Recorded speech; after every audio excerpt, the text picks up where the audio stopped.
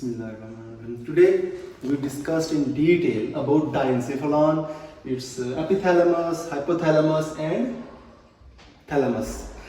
Starting from diencephalon, location of the diencephalon is present below the telencephalon and above the midbrain.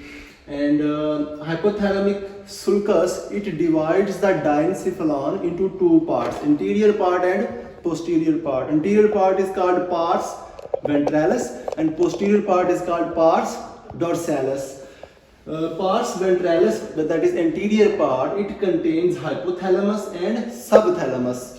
Posterior part, that is pars dorsalis, it contains thalamus, epithalamus and metathalamus. First of all, we will discuss about epithalamus, then we will discuss about hypothalamus, then we will discuss about thalamus and metathalamus. Subthalamus we will study in a separate lecture about basal ganglia. So starting from epithalamus, epithalamus contains epiphyseal cerebri, that is pineal gland, habenular commissure, stria habenularis, posterior commissure and habenular nuclei. Starting from pineal gland, or which is also called epiphyseal cerebri, it is present at the roof of third ventricle. You can see it. It is present at the roof of third ventricle above to the posterior commissure. Okay, and there are two types of cells are present in the pineal gland, that is pinealocytes and glial cells, and there is no neuron present in the pineal gland. Okay, and its role of pineal gland in circadian rhythm is growth, development and regulation of circadian rhythm. And if this is as far as its position is concerned, it may disturb the flow of cerebrospinal fluid, increase the intracranial pressure, and it also compresses the pretectal nucleus and the upper midbrain. So CSF flow may be obstructed, increased intracranial pressure, upper midbrain and pretectal nucleus, when it are being disturbed or compressed by the pineal gland tumor, it will cause a syndrome called Perinode syndrome. What will be happen in Perinode syndrome? There will be disturbed conjugate vertical gaze and there will be disturbed pupillary reflexes. Okay. Then if we talk about there is a pathway called retinal suprachiasmatic pineal gland pathway. In this pathway there will be an environmental light which regulate the activity of pineal gland, and if there is a tumor, pineal gland lesion in the young females, it will cause precocious puberty, that is puberty before the normal age. If we talk about the precocious puberty in female, will be around 8 years, and male it will be 9 years. As we know, normal puberty in female it will be 10 to 14 years of life, and normal puberty in males is 12 to 15 years of life. But if there is any pineal lesion, then there will be precocious puberty, because melatonin regulates the onset of puberty. Okay, then we will discuss about habenular nucleus. Habenular nucleus, it is a triangular depression present within the wall of the third ventricle of the cerebrospinal fluid, and it is present or associated with the medial dorsal nucleus of the thalamus, and the pulvinar nucleus is separated from the habenular nucleus with a sulcus called sulcus habenularis, and two habenular nuclei are interconnected with each other with habenular commissure, and superior colliculus is present behind and below the habenular nucleus. And if we talk about the role of or the function of habenular nucleus, it controls the sleep and regulation of temperature. Is that clear? So that was about epithalamus. We discussed the pineal gland and habenular nucleus. Then we will discuss about hypothalamus. We know all the physiological actions of the body are being controlled by two systems, nervous system and endocrine system, and whole endocrine system is under control of hypothalamus, because it controls our master gland, that is pituitary gland. So hypothalamus is also called master of the master glands. So all physiological activities are being controlled by nervous system, and endocrine system. Hypothalamus controls the endocrine system, homeostasis, autonomic nervous system and limbic system, as it controls the master gland, that is anterior pituitary. That's why it is called master of the master gland. The weight of the hypothalamus is around 4 grams and the size of the hypothalamus is around the size of your little finger's nail. And it starts from the optic chiasma and ends at mammillary body. Okay, if we discuss about its structure, so this is corpus callosum, we must first draw. Then there is a structure over here that is called lamina terminalis. Lamina terminalis over here. Then it makes like this. So we divide the hypothalamus into 3 parts. Suppose this is that what the retinal optic nerve. Then there is the optic chiasma over here. Due to the relation of association of optic chiasma of this part is called optic tract. Due to this tuberous part is called tuberous part. And due to the presence of mammillary body over here, it is called mammillary part of hypothalamus. And if we divide according to their nuclei, we draw this dotted line. If you can see, if you can zoom more, these nuclei are called anterior nuclei, these nuclei are called medial nuclei, and these nuclei are called posterior nuclei. Okay, start from the very first. That is anterior commissure, and that one is posterior commissure. Commissure present in the anterior part of the hypothalamus called anterior commissure. Commissure present in the posterior part of the hypothalamus called posterior commissure. Okay, this is the first nucleus that we discussed. That is supraoptic nucleus. Okay, it is present in the anterior nucleus. It secretes a hormone called ADH, anti-diuretic hormone. It retains the water, and the other function of ADH is vasopressin, vasoconstriction. So we discussed if there is any tumor in the supraoptic nucleus, then there is a syndrome called SIADH, syndrome of inappropriate hypersecretion of ADH. Another pathology is diabetes insipidus.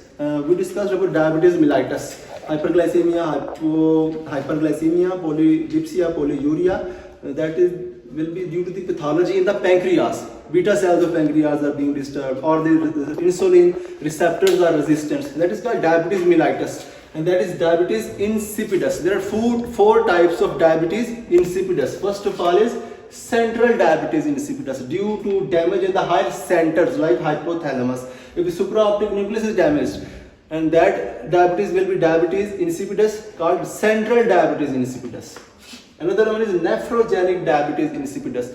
If ADH is normally released by the hypothalamus, but nephrons or kidneys are not responding well due to pathology in the kidney or the nephron, that is called nephrogenic diabetes insipidus. Third one is dipsogenic, due to the alteration in the thirst mechanism. And fourth one is gestational diabetes insipidus, due to pregnancy. And then we have another nucleus called preoptic nucleus, present just above the optic chiasma, and it is 2 types of hormones, estrogen and progesterone. If there is a tumor in the preoptic nucleus before the puberty, that will arrest our sexual development. And if there is a tumor in the preoptic nucleus after the puberty, then in males there will be impotence and females will go into menopause. Is that clear? Then we have another nucleus in the anterior part of hypothalamus, that is called paraventricular nucleus. Paraventricular nucleus secrete a hormone called hormone of love, oxytocin, and there are 2 functions mainly: milk ejection or secretion of milk from the breast, and secondly uterine contraction. It may be pregnant uterus or non-pregnant uterus, and it is also a treatment of choice in postpartum bleeding, to decrease the bleeding. Then we have another nucleus over here called anterior hypothalamus. Anterior hypothalamus stimulates the parasympathetic nervous system, and it regulates the temperature. If there is a lesion at the anterior hypothalamus, then there will be a pathology called hyperthermia. Body temperature will be more than normal because regulator isn't working well. Then we have another nucleus, or last nucleus of anterior nuclei, that is suprachiasmatic nucleus. And suprachiasmatic nucleus is related with the circadian rhythm. And what is circadian rhythm? Come here. We discussed about circadian rhythm. Here, the study of circadian rhythm, the speciality is called chronobiology. In chronobiology, there is physical, mental, and behavioral changes we see in 24 hours a day, and that is responsible to light. That is about circadian rhythm definition and chronobiology. And so suprachiasmatic nucleus is responsible for circadian rhythm. Then we have middle nucleus. First one is mediodorsal nucleus for stimulation and savage behavior. Then we have ventrodorsal nucleus for steady center. And if there is a damage in the ventrodorsal nucleus, there will be inactivation of the steady center, and person will have a hyperphagia and obesity. So suppose if steady center are being damaged, we will eat. There is no signal from the steady center. Okay, stop. We will eat more. That is called hyperphagia. Will leads to obesity due to damage in the ventrodorsal nucleus. Is that clear? Then we have another last nucleus of the middle nuclei of the hypothalamus, that is arcuate nucleus. Arcuate nucleus secrete a hormone called prolactin inhibitory hormone, which is dopamine. And from the arcuate nucleus there are tract called tuberohypophyseal tract starts. In the supraoptic and paraventricular nucleus we have magnocellular cells. In arcuate nucleus we have parocellular cells. Then in the posterior part of the hypothalamus we have posterior commission and posterior hypothalamus. Posterior hypothalamus stimulates sympathetic nervous system again. Anterior hypothalamus stimulates parasympathetic nervous system. Posterior hypothalamus stimulates sympathetic nervous system. It also regulates temperature. If there is damage in the posterior hypothalamus, that will lead to pathology called poikilothermia.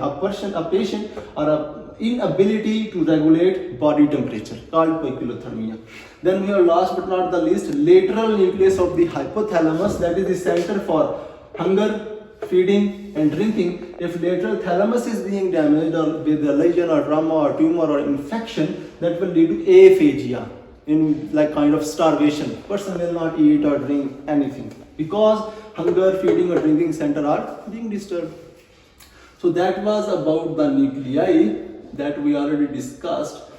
And secondly, what is the sleep and wakefulness cycle? Wakefulness cycle we will study also about reticular formation. For our wakefulness, reticular formation is responsible. Reticular formation, as I told you before, is a cerebral switch on, switch off button. Cerebral switch on, switch off button. So wakefulness is responsibility is reticular formation. And for sleep, we have hypogenic zones like hypothalamus, thalamus, and brainstem. And we know these few terminologies: somnolence, insomnia, narcolepsy, and cataplexy. What is somnolence? Excessive sleep is called somnolence. What is insomnia? Inability to sleep. Insomnia. What is narcolepsy? Narcolepsy is sudden, uncontrollable desire of sleep, and a person will go fall asleep suddenly in the daytime. And the duration of this sleep will be from seconds to till 20 minutes. And about an association of narcolepsy is with cataplexy. During the narcolepsy, there is sudden uncontrolled outburst of emotions like anger or fear or excitement. That will be called cataplexy. So these are four terminologies you should know regarding the sleep wakefulness cycle. Okay, we discussed. And about if we talk about the structure, this is corpus callosum. This one is septum pellucidum. This is what? Fornix. Below the fornix we have hypothalamus. Fornix is a part of Pepys circuit. Fornix is a part of Pepys circuit involved in a recent memory. Okay, so we have discussed these things. This one. Okay, what about memory body? It has memory nucleus. It gets direct input from hippocampus. It is also a part of limbic system, and we will study the hypothalamic fibers when we will study in the thalamus section. So okay, now anterior pituitary and posterior pituitary. Anterior pituitary gets blood supply from superior hypophyseal artery, and this superior hypophyseal artery make a primary capillary network over here, then this portal vein, then again this is a secondary capillary network, then it will go into inferior hypophyseal vein. So this is called hypothalamic hypophyseal portal system. Why portal? What does mean portal? As I told you, when there is pre-capillary and post-capillary network, that system is called portal. For example, there is a pre or primary capillary or post or secondary capillary. This system is called hypothalamus hypophyseal portal system. In liver we studied about portal vein, where we also have primary capillary and secondary capillaries. Primary capillaries in the stomach, small intestine, large intestine. Then we have portal vein. Then again we have capillary network in the liver. That's why it is called portal vein. So this is called hypothalamo-hypophyseal portal system in the anterior pituitary. In posterior pituitary we have hypothalamo-hypophyseal tract. Through this tract there will be a secretion of ADH and oxytocin. So posterior pituitary is basically a storage part which stores the ADH and oxytocin. But anterior pituitary is the master gland which secretes almost seven hormones. So then we studied this inferior hypophyseal vein will drain into cavernous sinus, and we studied about venous system, dural venous sinuses in the brain. Cavernous sinus has two output. One is by superior petrosal sinus, another is inferior petrosal sinus. Superior petrosal sinus drain into transverse sinus, and inferior petrosal sinus drain into internal jugular vein. If I make it over here, if you can see, this is suppose cavernous sinus. From here, superior petrosal sinus will drain into transverse sinus, and inferior petrosal sinus will drain into internal jugular vein. This transverse sinus, when it leaves the tentorium cerebelli, it will convert into straight sinus. Then straight sinus, after passing the jugular foramen, it is called internal jugular vein. So by cavernous sinus, by superior petrosal sinus drain into this transverse sinus, and via inferior petrosal sinus drain into internal jugular vein. All this system we already discussed in detail when we studied about CSF flow chart. We studied about what is covalent plexus, how CSF is being produced, what is about its flow and its drainage system by dural venous sinus, superior sagittal sinus, inferior sagittal sinus. Superior sagittal sinus drain into confluence of sinus. Inferior sagittal sinus combines with the great cerebral veins of Galen and becomes straight sinus. Then straight sinus and superior sagittal sinus drain into confluence of sinus. Occipital sinus also drain into confluence of sinus. From the confluence of sinus, there will be a transverse sinus. Then transverse sinus, when it leaves the tentorium cerebelli, it becomes sigmoid sinus. Then sigmoid sinus crosses the jugular foramen, it is called internal jugular vein, and we know internal jugular vein will combine with the subclavian vein and will make brachiocephalic vein, and will enter into superior vena cava and into the right heart or right atrium. We already discussed about that. Okay, posterior pituitary or neurohypophysis, it is a diverticulum of hypothalamus. But anterior pituitary or adenohypophysis, it is made up of Rathke's pouch, or you can say it is derived of pharyngeal ectoderm. See, this is the pharynx, this is the pharyngeal ectoderm. From here a pouch is being made called Rathke's pouch, and it will make anterior pituitary gland. That is called master gland.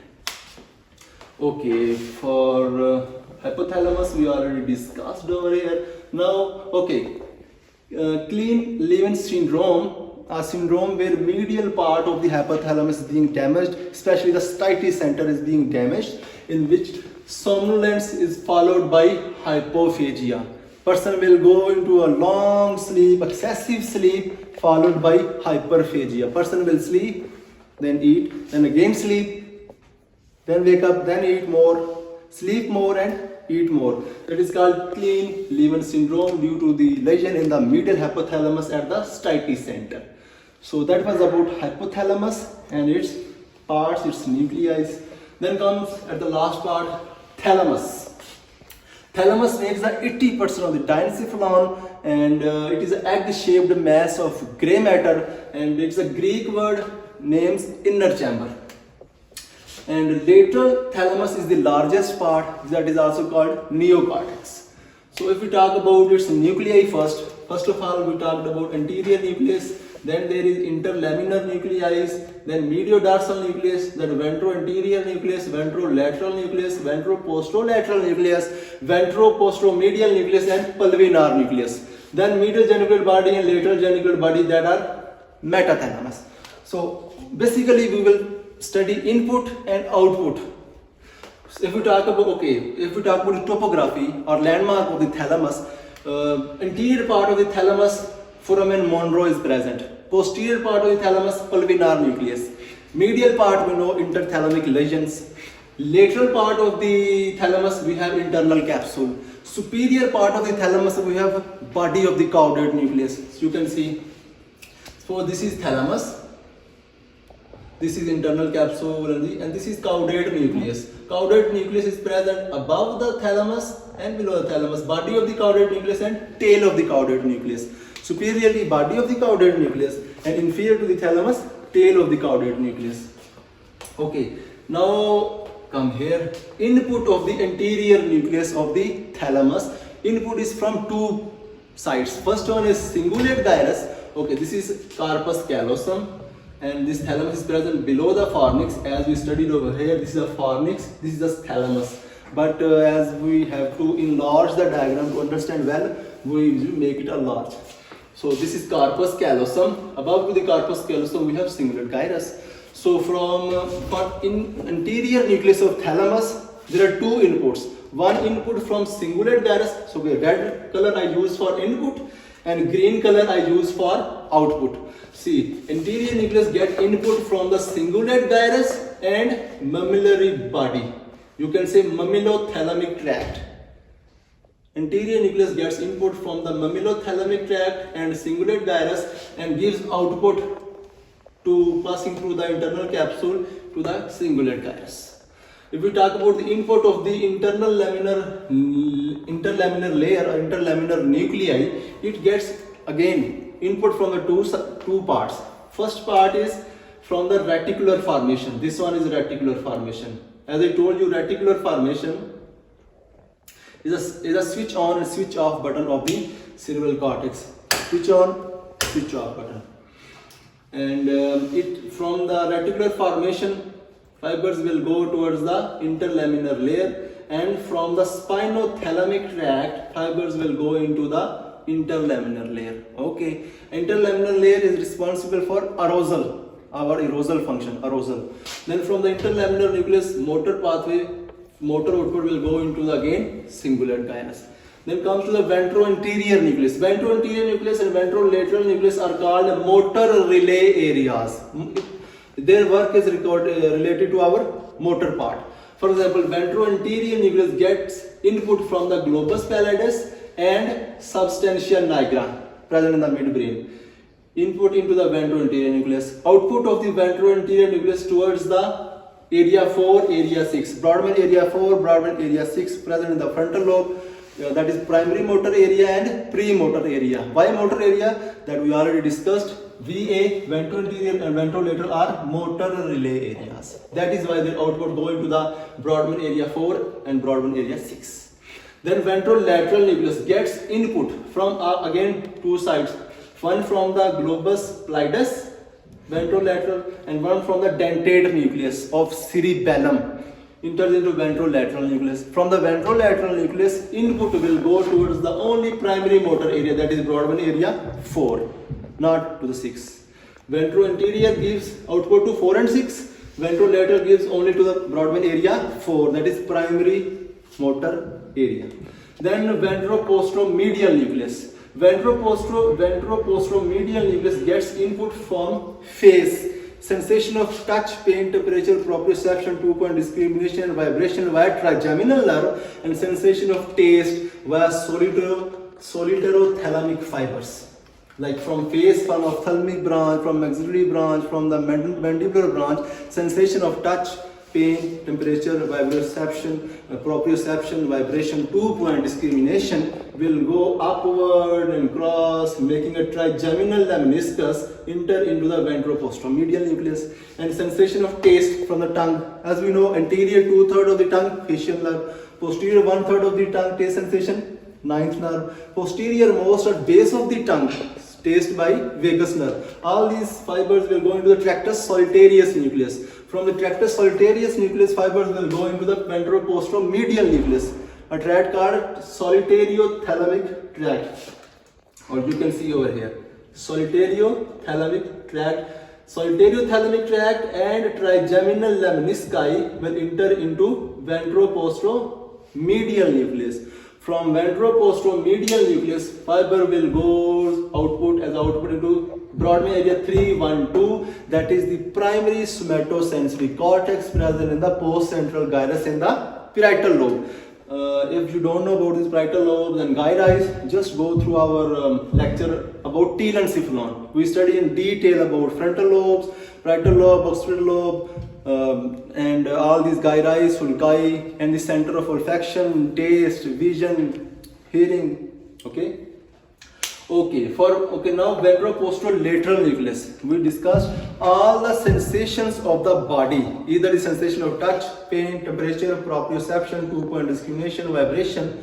All the sensation of the body except face will go into the ventropostrolateral nucleus, and all the sensation from the face will go into ventropostromedial nucleus. You can see trigeminal lemnisci and solitariothalamic fiber will go to the ventropostromedial nucleus, and all the sensation from the body, you can see here, from the body by spinothalamic tract will go upward and enter into ventropostrolateral nucleus except face, and from again ventropostrolateral nucleus output will go towards the area 312, that is primary somatosensory area. Ventropostromedial, ventropostrolateral, medial geniculate body and lateral geniculate body are called sensory relay areas. Okay. Then comes the pulvinar nucleus. This is the posterior most part of the thalamus.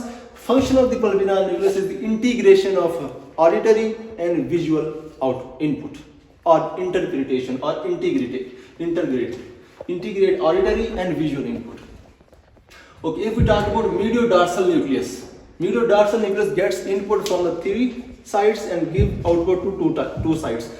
Input from the prefrontal cortex, area 9, 10 and 11. Prefrontal cortex input will go into the mediodorsal nucleus.